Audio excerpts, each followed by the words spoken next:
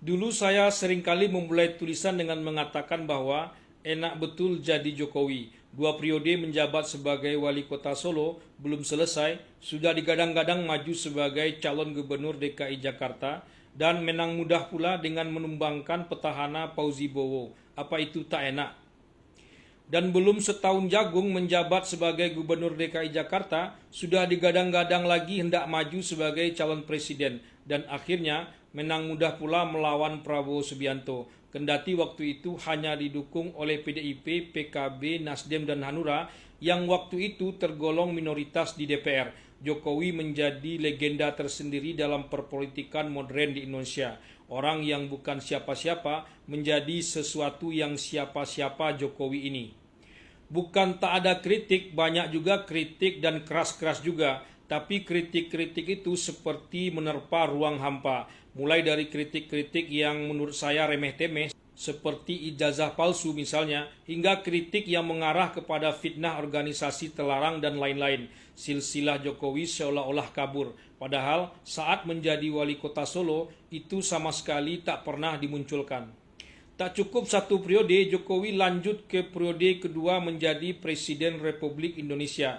Kembali menang mudah melawan Prabowo. Jokowi dianggap sukses pada periode pertama. Pada periode kedua, inilah titik balik seorang Jokowi. Entah anugerah atau bencana, tiba-tiba saja Jokowi menarik Prabowo bergabung dalam kabinetnya. Prabowo diberi posisi yang sangat mentereng waktu itu, yakni sebagai Menteri Pertahanan.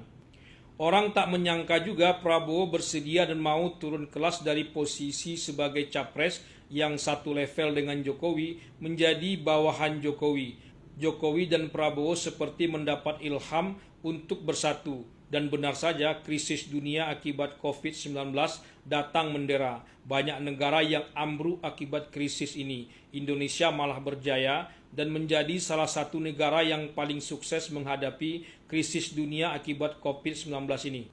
Itulah yang saya katakan anugerah di atas, seolah-olah keduanya, Jokowi dan Prabowo, tahu betul apa yang akan terjadi di masa depan. Bayangkan kalau keduanya masih saling berhadapan di saat krisis dunia akibat COVID-19 itu. Entah apa yang akan terjadi. Sudah bersatu saja, masalah yang dihadapi juga tak mudah. Orang yang sok tahu mencari kesempatan dalam kesempitan seperti banyak betul di Republik ini.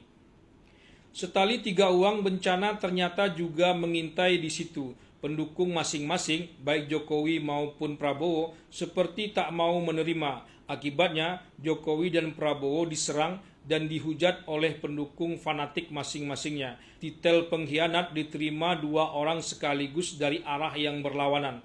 Mereka seperti melupakan anugerah yang baru saja dirasakan. Ternyata Jokowi dan Prabowo semakin dekat dan semakin mesra saja. Akhirnya Jokowi memantapkan diri untuk menjadikan Prabowo sebagai pelanjutnya. Dan Prabowo pun memantapkan diri pula menjadikan anak Jokowi, Gibran Rakabuming Raka, sebagai pendampingnya. Pasangan ini menang dengan angka yang sangat mengejutkan, bahkan kemenangan Prabowo Gibran jauh di atas kemenangan yang pernah diperoleh oleh Jokowi 2 kali mengikuti Pilpres. Disinilah mulai gejala tak enaknya menjadi Jokowi. Apapun yang salah menjadi salahnya Jokowi. Soal anaknya naik jet pribadi, Jokowi juga yang salah. Kesalahan masa lalu, Fufu Fafa, entah apapun itu juga salahnya Jokowi. Anies Baswedan tak bisa mencalonkan diri menjadi gubernur Jakarta dan Jawa Barat juga salahnya Jokowi. Nama kecil Jokowi Mulyono yang mestinya tak disebut-sebut lagi karena sudah diganti justru menjadi bahan olok-olokan. Sungguh tak enak menjadi Jokowi saat ini, tapi tak seperti dulu. Dan ini terjadi justru di akhir masa jabatannya. Sebetulnya akhir yang baik dibandingkan mantan presiden lainnya.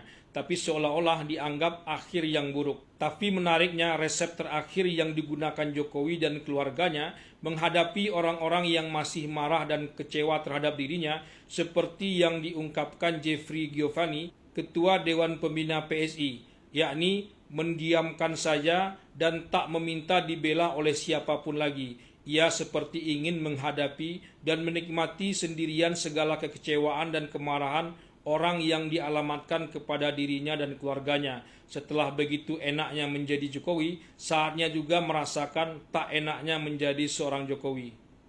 Ini seperti roda berputar saja, kadang di bawah, kadang di atas. Inilah kehidupan real, dan kehidupan real itu dijalani Jokowi menghadapi semuanya dari dulu hingga sekarang.